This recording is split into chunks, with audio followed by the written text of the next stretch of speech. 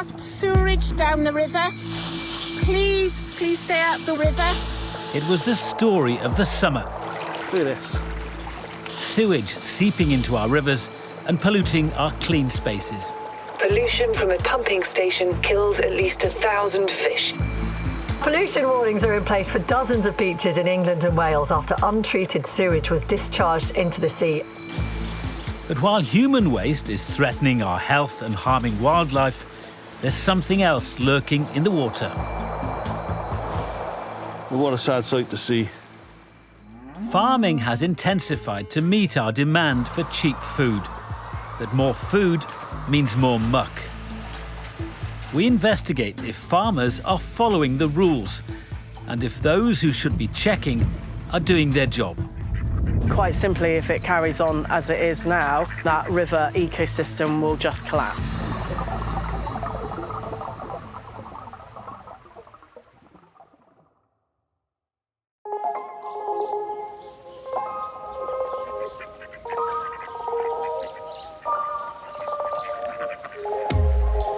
You see herons and dragonflies.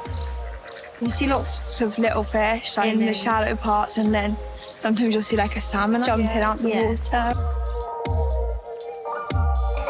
There we go. You start to realise that how many people don't have stuff like this, particularly in lockdown, when we were very grateful to have it.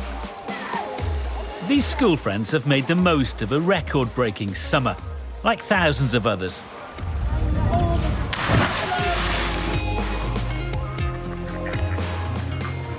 But there's something wrong with our rivers. What a sad sight to see. It's absolutely devastating what we're finding up here today. Look at the water. Look at this. Just look at it.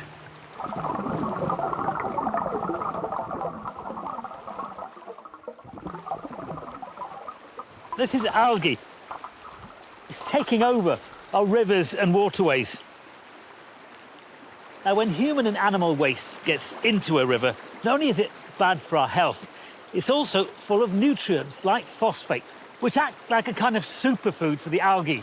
And when this algae gets into a river, it strips the water of oxygen, killing off other plant and animal life. 1/3 of rivers in Wales are now failing phosphate targets, while in some areas it's mainly from the sewage system, in others it's largely agriculture. The River Wye is a case in point. Here, more than 70% of phosphates come from rural land runoff. As our demand for cheap food has grown, farming production has intensified. And that's led to a growing mountain of muck.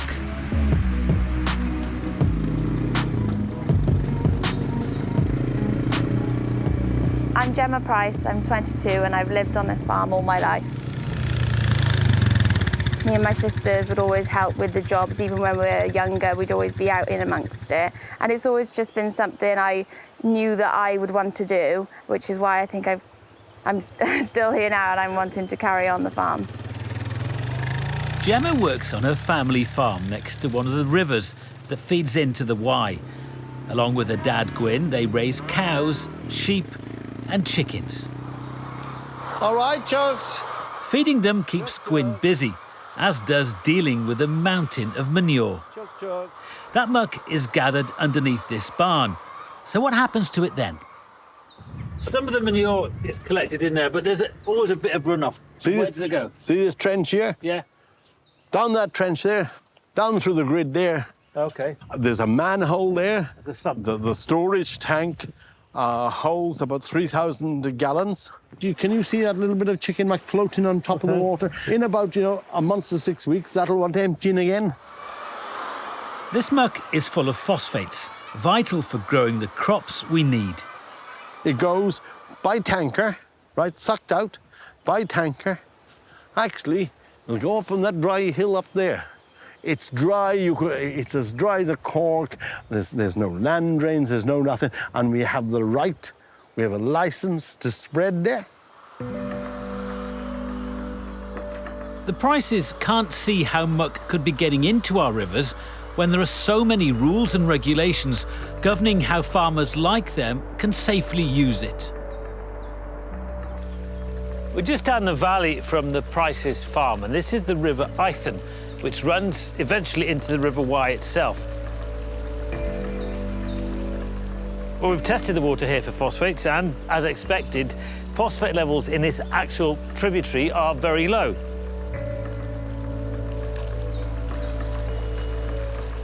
But further downriver, they're too high. And that's putting wildlife at risk.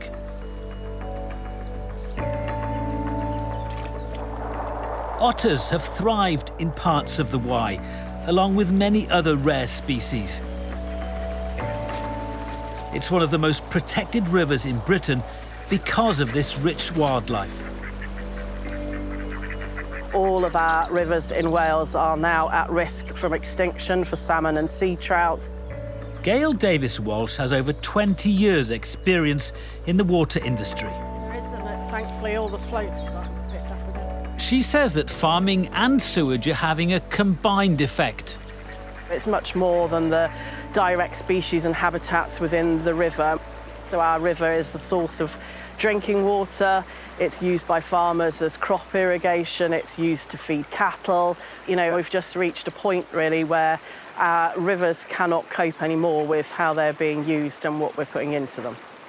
Our agricultural land use has changed. Poultry units just did not exist at the top of that catchment 15 years ago. And, you know, what we've seen is a huge burst of poultry units in a very short amount of time, which has sort of saturated that landscape.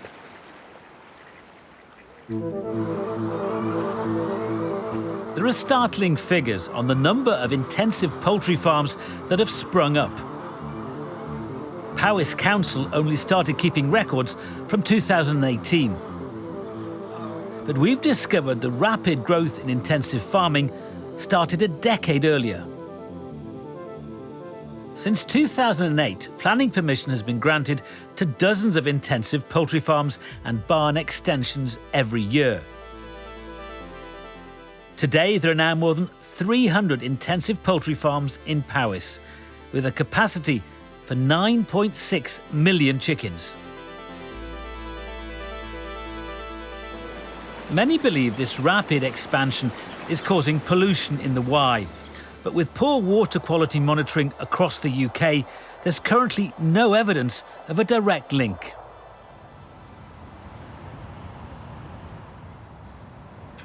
Yeah, I think so. Say hello, yeah. Thursday, Jane, how are you? Nice to meet you. Hi, Wyre, how are we doing? Invite me here. Yeah, no, Scientists here approach the problem from a different angle, looking at how much muck is being produced in the Wye catchment. Where you have these high areas of intensive livestock production, you end up with too much phosphorus available in the manure that's there to go onto the land. They estimate that around 7,500 tonnes of phosphorus gets into the soil around the River Wye every year, much of that by spreading muck from poultry farms. But only some of that is absorbed by crops. The rest is excess. So you're left with a difference of about 3,000 tonnes of phosphorus that's above the crop requirement, or what we would call a surplus, which nationally is very high. It's about 60% greater than a national average. Fundamentally, if you have a surplus, you have too much phosphorus in your environment, it's likely that you're going to have worse water quality.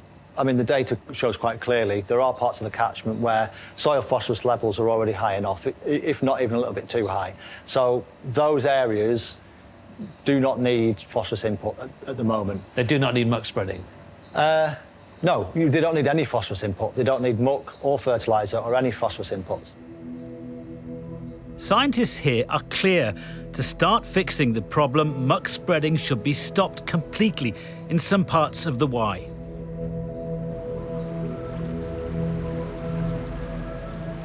Oh, there's loads of algae. Ew. Oh, I'm gonna have to go in. It's all slimy. For those who get out on the river regularly, the current state of the Wye is having a real impact.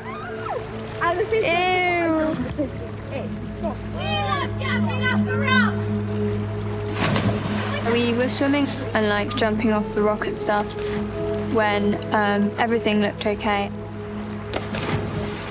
I think about a year and a half ago, maybe 2 years ago, the river, like the whole river went like green in the water. Then one of their friends became ill. We all got a bit scared, so we kind of just stayed like on paddleboards and things rather than going in and accidentally consuming the water. As well as driving people out of the water, pollution from animal and human waste is having a wider impact. We estimate that we've got around 1,100 houses that are held up in the planning system currently. Housing at this site has been put on hold. The plans that have been prepared for this site show 25 affordable homes. We've got quite a lot of people on the housing waiting list here in Talgarth. Wyre Davies helps developers and housing associations to build new homes. So this is a brownfield site.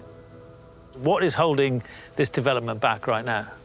Well, the planning application is ready for submission, and it has been ready for submission for 18 months or so. Unfortunately, there's the current phosphate situation affecting the River Wye Special Area of Conservation, which means that developments like this can't currently proceed. Last year, Natural Resources Wales tightened phosphate targets for rivers with special protection. That meant all new developments in those areas were affected. The moratorium effectively came in overnight with little or no consultation with the development industry, which we found to be very frustrating, particularly given that the amount of phosphate that new development contributes to this phosphate issue is relatively low. We felt that it was very much a sledgehammer to crack a nut. And here we are, 20 months on, and this site is still laying fallow. What we need is for all of the public bodies to work together with the development industry to come up with a solution together. We're not really seeing that. In total, 12 councils and all 3 national parks in Wales are affected by the new phosphate targets. We contacted all of them, and they estimated more than 5,000 new homes are impacted and could be delayed or even abandoned. If 5,000 homes aren't built, the loss to economic activity would be in excess of £700 million. This tough new planning guidance has also been brought in over the border, where an estimated 100,000 new homes across 74 planning authorities in England are affected. And the loss to economic activity here would be more than £15 billion.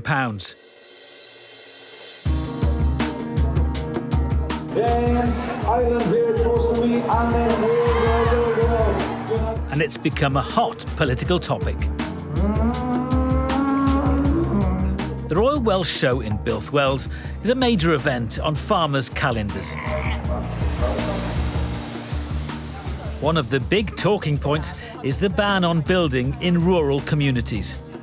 The First Minister has called an emergency summit here to try and reach a solution. I got a chance to ask him a few questions. Are you only now perhaps taking notice because this has become an economic problem? Economic issues are genuine and relevant. The need to provide homes in those communities is urgent and a priority for us. When you put all those things together, this is an issue that has rapidly gained in public attention. It deserves to have proper political attention, and that's what today's seminar was designed to create.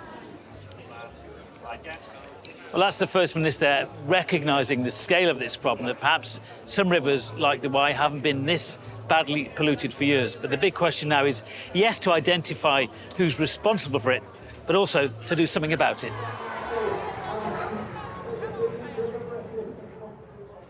The show is over and the crowds have left. But farmers are still dealing with the raft of changes facing their industry. He gave me an overall picture. NFU Cymru President Aled Jones wants more proof that farming is causing pollution before asking his members to invest in costly solutions. Agriculture is part of the problem. It's a very complex issue. There are so many other contributors to the water failing in these rivers. Do you worry that the pressure being put on government by these house builders further down the catchment is going to result in restrictions for you as farmers on the Upper Wye? Yeah, there's no simple answer, I'm afraid, because obviously, population growth is such that there needs to be housing developments. At the same time, those people need to be fed as well. We need to go with the evidence, and as that evidence is clarified clearly, then we will respond.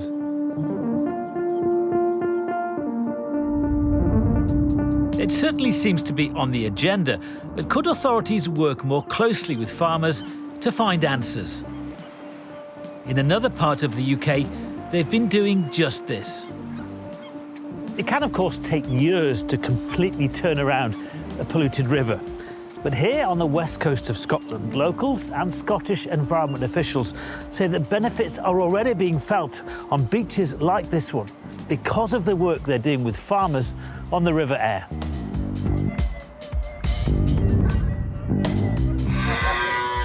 Ian Watson is one of 3 brothers who all have dairy farms in this part of Ayrshire. Water runs off this farm straight into streams that feed the nearby river. But unlike most farmers in Wales, he's regularly inspected by officials, checking how he stores and spreads his slurry. Yeah, this is Keys Hill Farm. We'll just go in here and meet Ian, the farmer. These inspectors are from SEPA, the Scottish equivalent of Natural Resources Wales. They started noticing problems with phosphates in their rivers as far back as 2004. Well, farmers always say they want to be compliant and compliant with rules and regulations. It's only when you actually show them where they're non-compliant will they actually undertake some regulatory improvements. And we said we were going to walk every river in our priority catchments, the 57 of them, every tributary, and gather physical evidence of non-compliance with regulation, good practice and poor practice. We did that between 2010 and 2015. Results have been dramatic. Compliance in this area has risen from 34% in 2010 to 99% now. Seeing a difference in nutrient concentration in the river course isn't going to happen overnight. It's going to take a number of years for improvements and reduction in nitrates and phosphate levels, but it can be done. But it's something that probably has to be started sooner rather than later. Scotland's environmental regulator spends £900,000 a year on a dedicated team of 12 inspectors and support staff just checking water pollution from farms. So what about in Wales? Natural Resources Wales are the environmental regulator, but while they do inspect some farms, they don't have a full-time, fully funded team like in Scotland.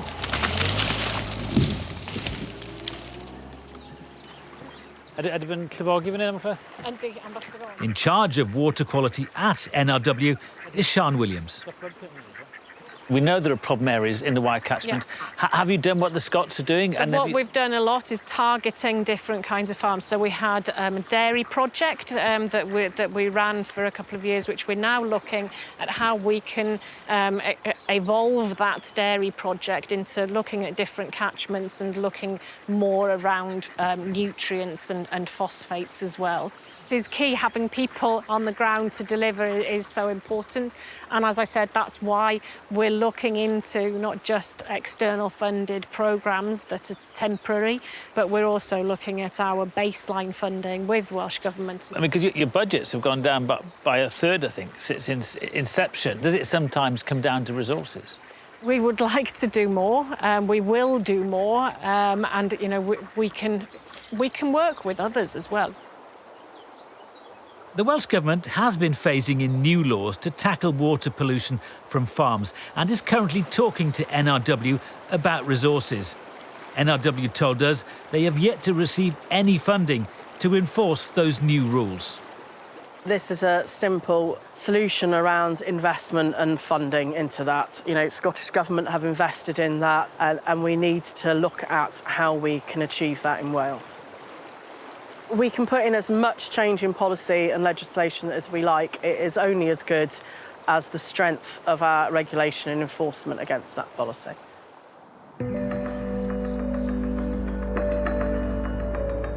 If there's little enforcement of the new regulations in Wales, it's down to farmers to follow the rules as best they can. Now, this chicken farm rears birds for their meat. This year, it was granted permission to double its capacity to 180,000 broiler chickens. Once that new shed is built, this farm's muck will be taken off-site to an anaerobic digester. He's following the rules. That digester is licensed to take animal waste from farms, and after producing energy, it sends the phosphate-rich leftovers to be spread on the land. We followed some of that waste product. It's being spread on this field. But as we were filming, we noticed that on this occasion, muck appears to have been spread here, around 2 meters from the water in this culvert. Legally, this gap should be at least 6 meters.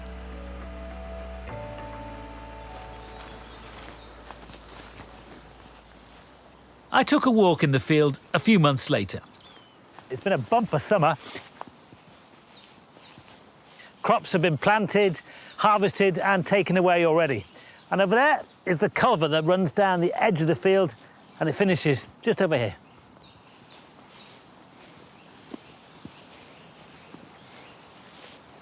And this is what we're looking for. This is a culvert or gully right on the edge of the field. And this is where we saw apparently muck being spread far too close to the edge of the field to the culvert itself. And the concern is that whatever is in the culvert, water and muck, then goes down here into the river just there, and then 3 miles downriver to the big old River Wye itself. So who was responsible for the questionable spreading? We asked the digester company, but they didn't respond. The farmer whose land it is didn't want to comment. We followed muck to just one farm and found that rules appeared to be broken. The question is, could this also be happening elsewhere? So who's actually responsible for inspecting this? Powys Council says it isn't them, unless there's been a breach of planning conditions. And it's actually NRW's job to check and to enforce regulations around muck management. But when it comes to muck spreading itself, they've told us they don't proactively check how it's done. If you're not inspecting the actual spreading of muck, isn't that an obvious loophole in the system? Well, as I said, you know, it's about how we can be better at doing a lot of this stuff. So, you know, monitoring will pick up issues in catchments. We're monitoring better now than we have done before. So it's important that we're using our evidence, that we're using the data, and that we're responding to that and targeting our visits in the right places. But even if monitoring finally improves, is that enough? We have failure on lots of different parts of the system at the minute. It's not just about land spreading. You know, the whole management of soils on farms and the management of how water is controlled. Have we got sufficient enforcement and regulations on sewer overflows and on wastewater treatment work discharges, on industrial discharges and misconnections? It's a huge cumulative impact to the River Wye, and I think all of our rivers, and that's what's perhaps not being understood at the minute. Mum wants to do MasterChef next. I just think I would like to carry on, and I would like to stay here, farming here. Farmers like Gemma continue to try and make a living, but decisions made by policymakers will have an impact on their future. And at the moment, the messages are mixed. You can't go far without being not very far from a chicken shed. If they stopped giving planning permission for chicken farms in this area, if they supposedly thought we were the main contributors, I think it would have an impact on the families around here who are wanting to diversify, who are wanting to make more money, and it's slightly unfair. Gemma's family diversified into poultry farming 20 years ago. Since then, hundreds have followed suit, and they've been encouraged to do so by the Welsh Government. In Powys alone, more than £4 million in grants have been given to poultry and egg producers. But we found something else.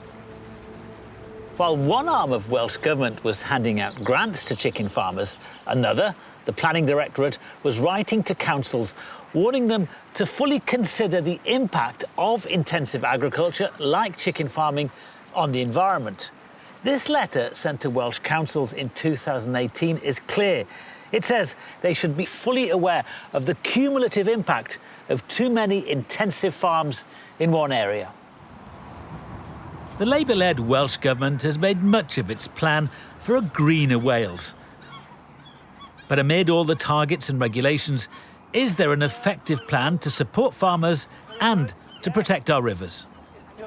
We know we had an issue around too many poultry farms, for instance, being put in the same place. So we need to work with our local authorities. Do you agree there are too many poultry farms in the Upper Wyre? I think we saw, certainly in the Powys area, in the previous administration there, we saw a lot of planning permissions being allowed. But it's your government that gave the grants for those poultry farms. But what I'm saying is you've got to make sure that the local authority knows the cumulative impact of all these poultry farms. So you're blaming local authority? No, I'm not. I'm not trying to blame anybody. Yeah. What I'm saying is it's about working together to make sure that where you can get perhaps quicker wins. I see that obviously it's a long-term issue, but we need to look for quick gains too. NRW, which oversees much of this, has had its funding consistently cut.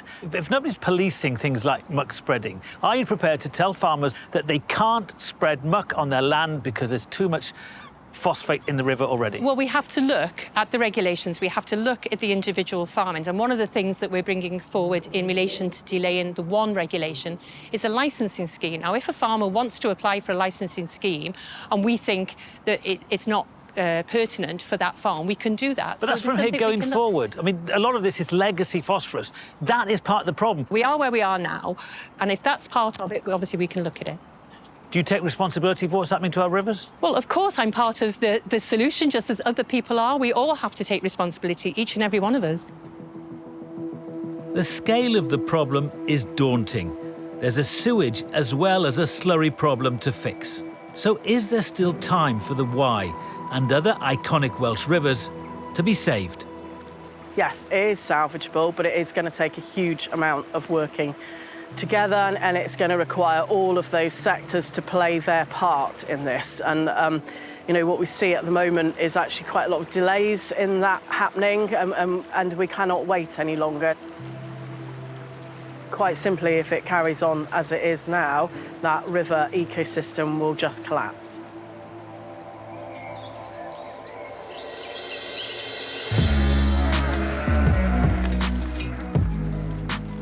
Gemma hopes to be the next generation of her family to make a living from the land.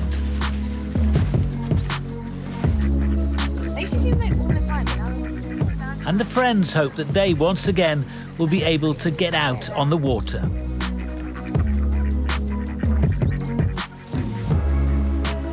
The pace of modern life is killing our rivers. The situation is retrievable, but the longer we leave it, the more likely it is to slip through our fingers.